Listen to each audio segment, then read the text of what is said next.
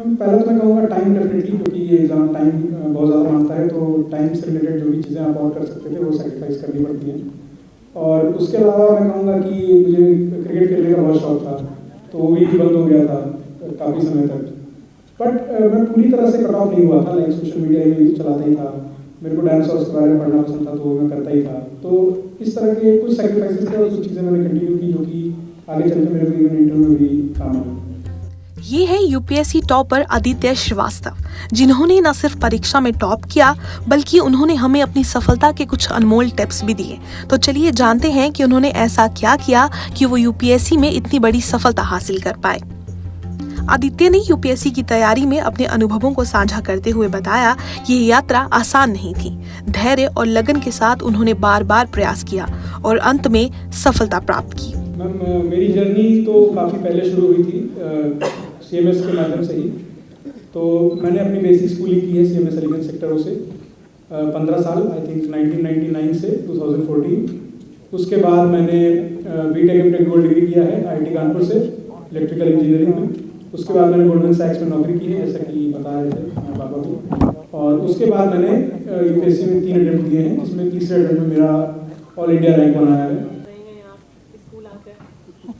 जी ma'am, definitely memories है school से काफ़ी सारी, और इतना सारा ऑनर पा करके उस स्कूल से जिससे मैंने पढ़ाई की है, डेफिनेटली बहुत अच्छा लग रहा है मुझे। Ma'am, so addressing the second question first, currently cadres are not out yet, but I have opted as UP as my first preference and I am hoping to get that. About the second question that you asked, ma'am currently जिस service में मैं हूँ वहाँ पर मेरा पहला तो M ये होगा कि इनिशियली हम एग्जीक्यूशन पार्ट में होते हैं, तो I would like to implement all the government schemes to the best of my ability. उसके बाद जब आगे चल के कभी पब्लिक पॉलिसी फॉर्मुलेशन का मौका मिलेगा तो डेफिनेटली मैं हेल्थ एजुकेशन और स्पेशली चिल्ड्रन के लिए काम करना पसंद करूँगा। उनकी सफलता की कहानी में त्याग की भी बड़ी भूमिका है। आदित्य कहते हैं, मैंने अपने सपनों को साकार करने के लिए कई पसंदीदा चीजों का त्याग किया। सोना, खाना और क्रिकेट खेलना जैसी गतिविधियों को सीमित किया ताकि मैं पढ़ाई में और समय दे सकूं। अपनी एक गलती से मैंने ये मेन चीज़ सीखी थी कि प्रीलिम्स में आपको हार्ड वर्क और स्मार्ट वर्क दोनों कॉम्बिनेशन चाहिए होता है। तो हार्ड वर्क में तो डेफिनेटली हर कोई हर प्रकार की किताबें पढ़ रहा होता है, बट स्मार्ट वर्क में एक चीज़ जो कई लोग इग्नोर कर देते हैं वो होते हैं प्रीवियस ईयर क्वेश्चंस के एनालिसिस।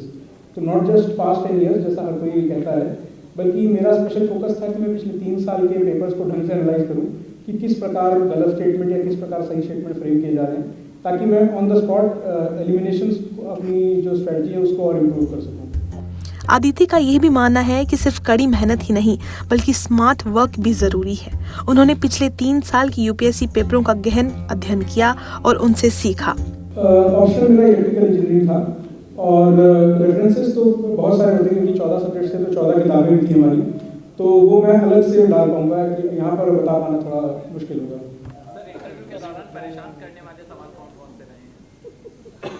परेशान करने वाले सवाल एग्जैक्टली नहीं कहे जाएंगे क्योंकि वहाँ पर काफ़ी कॉर्डियल एटमोसफियर होता है। कुछ सवाल डेफिनेटली होते हैं जो आपको आते नहीं होते हैं, जैसे कि इस बार भी मेरे से एक ललिता कुमारी जजमेंट पूछा गया था जो कि उनको एक्सपेक्टेड था कि मुझे पता होना चाहिए, बट मुझे उस टाइम ध्यान नहीं आ रहा था। तो इस तरह के कुछ क्वेश्चंस डेफिनेटली होते हैं। बाकी it's all about testing your presence of mind. Aditya कहते हैं कि अपनी गलतियों को पहचानना और उन्हें सुधारना जरूरी है। मेरी पिछली गलतियां मेरे लिए सीख बनी और मैंने इस बार उन्हें नहीं दोहराया। मैं ये कहना चाहूँगा कि डेफिनेटली 2 चीज़ों का खास ध्यान रखें। पहला कि ये एग्ज़ाम डेफिनेटली आपका परसिवियरेंस ही चेक करता है, तो जो भी आपकी असफलता है उससे परेशान नहीं होना है। इवन मैं अपना एग्जांपल देके कहूँ तो पहली बार मुझे भी असफलता ही प्राप्त हुई थी, बट उस समय इम्पोर्टेंट रहता है कि आप अपने मिस्टेक्स से सीखें और उनको कैसे दूर कर सकते हैं इस पे ध्यान दें। और दूसरा होगा कि डेफिनेटली आपको कंसिस्टेंसी के साथ अपना एक डेडिकेशन और सेल्फ मोटिवेशन भी ज़रूरी है, क्योंकि ये बहुत लंबी जर्नी है, कई साल लग जाते हैं। इवन फर्स्ट अटेम्प्ट में करने वालों को भी 2 साल तो लगता ही है, तो उस कंसिस्टेंसी के लिए वो सेल्फ मोटिवेशन ज़रूरी है। इस दौरान आदित्य श्रीवास्तव ने यह भी कहा कि आप अपनी गलतियों से सीखें और उन्हें सुधारें, तभी आगे बढ़ पाएंगे। क्योंकि आदित्य श्रीवास्तव ने खुद पिछले पेपरों में जो गलती की थी उन गलतियों को इस बार नहीं किया। यही वजह है कि उन्हें सफलता मिल सकी।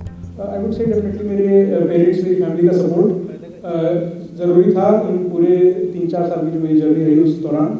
और उसके अलावा एक मोटिवेशन ये भी था कि मुझे पता था कि मैं कुछ गलतियाँ कर रहा हूँ और उनको सुधारने का मुझ में एक अंदर से ही आता था कि मुझे ये गलतियाँ दोबारा रिपीट नहीं करनी है और उसके कारण मैं प्रोग्रेस कर पाया।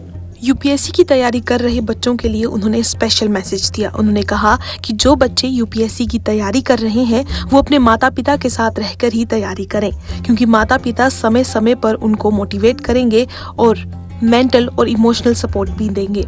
लोकल 18 लखनऊ से अंजलि सिंह राजपूत की रिपोर्ट।